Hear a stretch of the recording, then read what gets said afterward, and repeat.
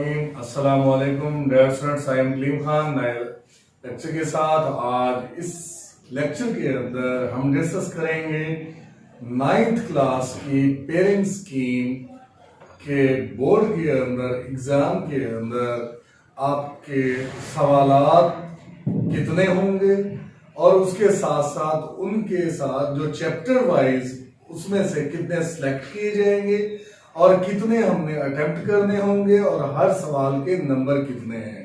इन बातों को जानने के लिए मेरे साथ रहिएगा, इंशाअल्लाह आपको फायदा होगा। बोर्ड की स्कीम ऑफ स्टडी हम आगे डिस्कस करेंगे और इस स्कीम ऑफ स्टडी के अंदर MCQs, short question, long question, कौन कौन से चैप्टर से सिलेक्ट किए जाते हैं और कौन से चैप्टर के अहम होते हैं और कितने उसमें से अटेम्प्ट करने हैं और कितने हमने जो है ना वो छोड़ देने हैं, या अगर आपको सारे आते हों तो आप वो सारे भी कर सकते हैं। सपोज कि हमारे पास इस पेयरिंग के अंदर 9th क्लास में बच्चे कंफ्यूज होते हैं कि बोर्ड के अंदर के हर चैप्टर से कितने सवाल और कितने कितने जो है ना उसमें से अटेम्प्ट करने होंगे। तो सबसे पहले मैं बात आपसे ये करूंगा कि हमारे पास ये टोटल मैथ का जो पेपर है इसमें मार्क्स होते हैं 75 और 75 में से 15 एमसीक्यूज, 36 मार्क्स जो है वो शॉर्ट क्वेश्चन के होते हैं और लॉन्ग क्वेश्चन के 24, टोटल बन जाते हैं 75। अब जो एमसीक्यूज हैं, क्योंकि 9th क्लास की मैथ की जो बुक है उसमें 17 चैप्टर हैं और 17 चैप्टर में किन किन चैप्टर से एमसीक्यूज लिए जाते हैं और किन चैप्टर से जो है ना वो शॉर्ट क्वेश्चन कितने कितने लिए जाते हैं, लॉन्ग क्वेश्चन किन चैप्टर से सिलेक्ट करते हैं, एक बोर्ड जो है वो स्कीम देता है। तो मैं आज वो आपको स्कीम बताने वाला हूँ। और अगर आप इस चैनल पे नए हैं तो मेरे इस चैनल को सब्सक्राइब कीजिएगा, बेल आइकन को क्लिक कीजिएगा, आने वाली मेरी हर न्यू वीडियो आपको मिलती रहे। अब मैं आपको बताने जा रहा हूं स्कीम ऑफ स्टडी मैथमेटिक्स की चैप्टर वाइज। डियर स्टूडेंट्स, अब इसमें इस स्कीम ऑफ स्टडी के अंदर यहाँ आपको देख रहे होंगे कि 15 मार्क्स के एमसीक्यूज और 36 मार्क्स के शॉर्ट क्वेश्चन और लॉन्ग क्वेश्चन जो है वो 24 मार्क्स के होते हैं। टोटल किया जाए तो 75 मार्क्स बनते हैं। अब हम गौर करते हैं इन चैप्टर वाइज। ये मैंने कॉलम बनाए हैं, एक चैप्टर का कॉलम है और ऑब्जेक्टिव और उसके बाद शॉर्ट क्वेश्चन, लॉन्ग क्वेश्चन और इसी तरह रिपीट किए मैंने कॉलम।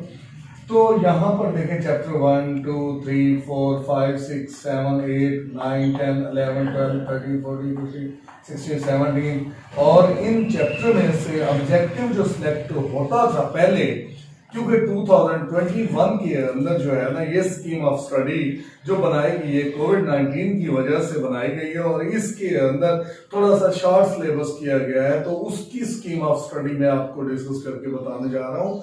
तो इसमें पहले जो था हमारे पास हर चैप्टर से एक एक एमसीक्यूज इस तरीके से ले लिया जाता था और 2 चैप्टर छोड़ दिए जाते थे एमसीक्यूज के थ्योरम वाले चैप्टर से।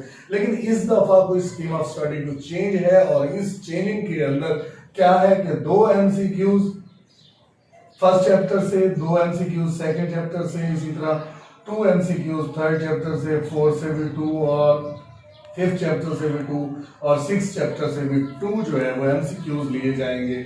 इसके बाद 7 चैप्टर से 1 एमसीक्यूज और 8 चैप्टर से भी 1, 9 से भी 1 और इसी तरह 9 चैप्टर तक इस स्कीम ऑफ स्टडी के अंदर इस तरह से एमसीक्यू दिए गए। बाकी 10, 11, 12, 13, 14, 15, 16, 17 में से रिव्यू एक्सरसाइज के अंदर क्वेश्चन नंबर 1 को शामिल नहीं किया गया इस शॉर्ट सिलेबस के अंदर, जिसकी वजह से क्वेश्चन नंबर 1 के एमसीक्यू नहीं होंगे।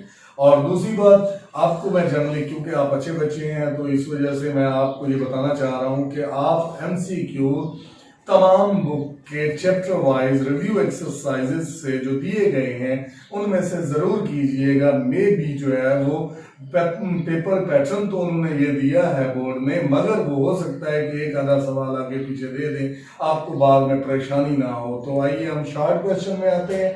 तो फर्स्ट पार्ट होता है हमारे पास, उसमें 9 सवाल सिलेक्ट करते हैं और 9 सवालों में से वो 6 क्वेश्चन अटेम्प्ट करने होते हैं। तो पहले चैप्टर से 2 क्वेश्चन आएंगे, दूसरे चैप्टर से भी 2 क्वेश्चन, थर्ड चैप्टर से भी 2 और 4th चैप्टर से भी 2 क्वेश्चन आएंगे और 5th चैप्टर से 1 क्वेश्चन शॉर्ट क्वेश्चन दिया जाएगा। और इसी तरह इसको देखिए टोटल करें तो 9 क्वेश्चन बनते हैं और ये फर्स्ट पार्ट होता है और ये फर्स्ट पार्ट के अंदर 9 क्वेश्चन में से वो जो है ना 6 अटेम्प्ट किए जाते हैं। इसी तरह हमारे पास सेकंड पार्ट होता है जो कि क्वेश्चन नंबर 3 होता है और उसमें 6 चैप्टर से भी 1 क्वेश्चन है, 7 से 2 और 8 से 2 सिलेक्ट किए जाते हैं, 9 से भी 2 शॉर्ट क्वेश्चन, 10 से 1 और 11 से 1 क्वेश्चन शॉर्ट जो है ना सिलेक्ट किया जाता है।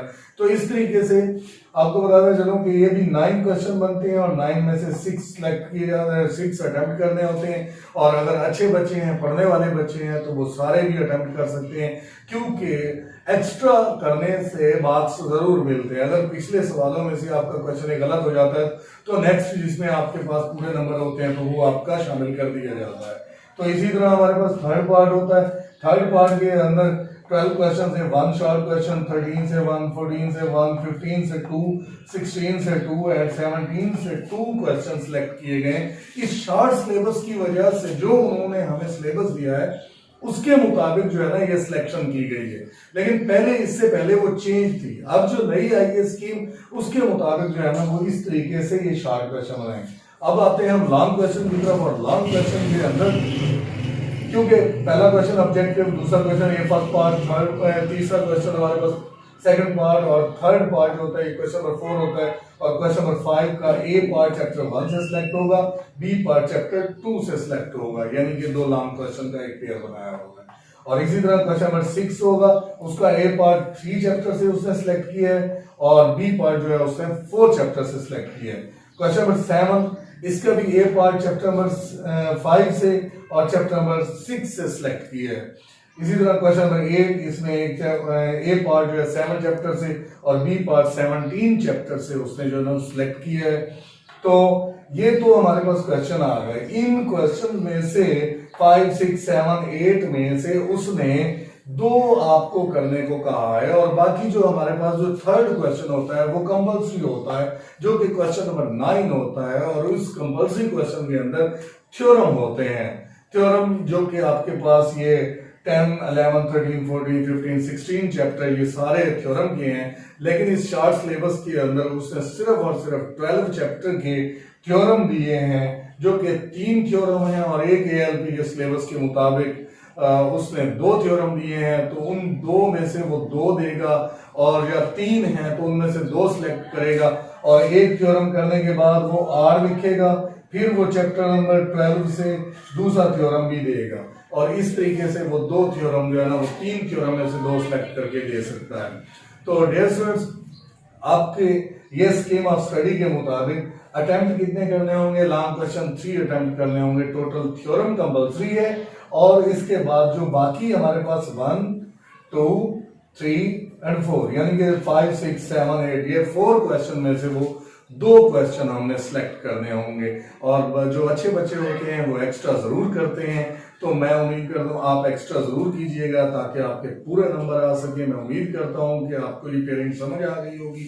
इंशाअल्लाह हम फिर मिलेंगे नए लेक्चर में और ये आपको इंफॉर्मेटिव वीडियो मिलती रहेंगी और इस चैनल के ऊपर मेरे तमाम लेक्चर्स पूरी बुक के 10th क्लास की जो है ना वो तमाम लेक्चर यहाँ पर मौजूद हैं। तो आप यहाँ पर गाय बगाए थ्योरम के हवाले से भी यहाँ पर जो जितने भी लेक्चर हैं वो भी आप देख सकते हैं। तो इंशाअल्लाह फिर हम मिलेंगे नए लेक्चर में। अस्सलाम वालेकुम।